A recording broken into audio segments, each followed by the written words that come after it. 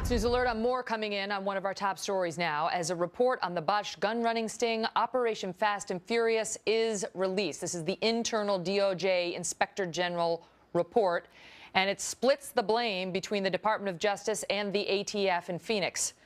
Even as two officials now resign, Attorney General Eric Holder is releasing a statement that appears to view the results as vindication. Guy Benson is a radio talk show host and political editor for townhall.com. Guy, thank you for being here. You're pinch hitting for us on this because we are just getting the report, and you've been following this quite closely at Town Hall and have reaction. I just want to give the viewers some of the headlines now. This is the guy inside the DOJ who's supposed to investigate this clear and free of bias. He's supposed to take a fresh look at everything and tell us what actually happened. The Inspector General comes out and says ATF and the U.S. Attorney's Office, that's run by the DOJ, share equal responsibility for the failures in Operation Fast and Furious and Operation Wide Receiver, which was begun in 2006 under the Bush administration and allowed guns to walk under very different circumstances. However, there we had the cooperation of the Mexican government. In Fast and Furious, we most certainly did not. And has come out and said that these operations were seriously flawed and supervised irresponsibly by ATF and the U.S. Attorney's Office, that no one responsible in either of those offices raised any serious questions or concern about these tactics, and went through in great detail the total disregard for public safety that was shown here. Eric Holder has come out and said that the report confirms the inappropriate strategy and tactics were field-driven and date back to 2006.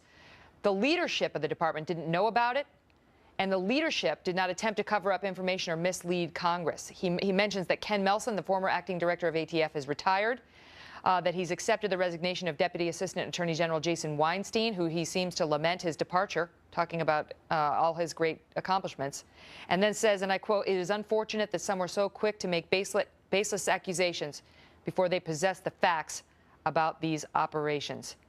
Your thoughts? Well, it's a victory dance by Eric Holder, obviously. And at this point, Megyn, I really just want to urge caution, because this is a 500-page report that we've just received within the last 45 minutes or so.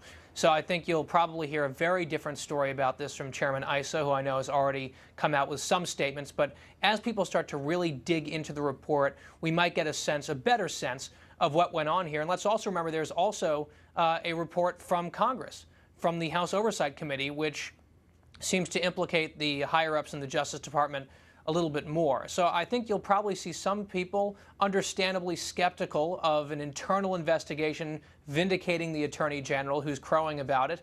But I think it's too early to cast any aspersions there. I think at the very least, people should be pleased that it looks like two folks, and you mentioned them, Mr. Weinstein and Mr. I believe it was Melson, are going to at least be held accountable for this horrible program that claimed hundreds of lives, including at least one U.S. Border Patrol agent's life as well. So I think that, of course, Eric Holder wants to say that he's just fine and this internal report clears him of any wrongdoing.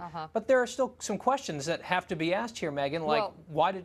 Well, I just want to jump in because Eric Holder runs the Department of Justice and is responsible for these people. I mean, he is ultimately their boss. And we're told potentially hundreds of people dead in Mexico, in addition to Brian Terry, a Border Patrol agent here.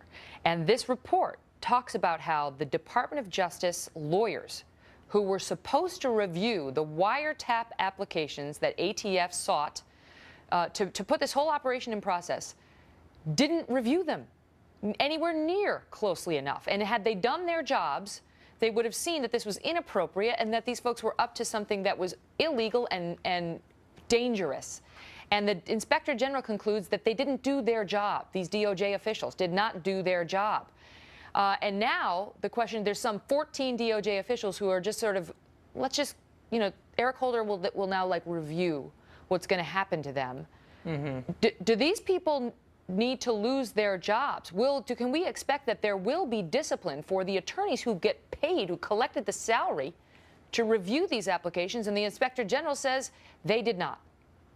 I don't know what to expect from this Attorney General. I mean, it's very telling, I think, Megyn, that here we have a huge scandal with this terribly ill-conceived program that resulted in so much bloodshed, and the first reaction of the Attorney General to the release of the report is to pretty much say, hey, look, I'm in the clear, guys.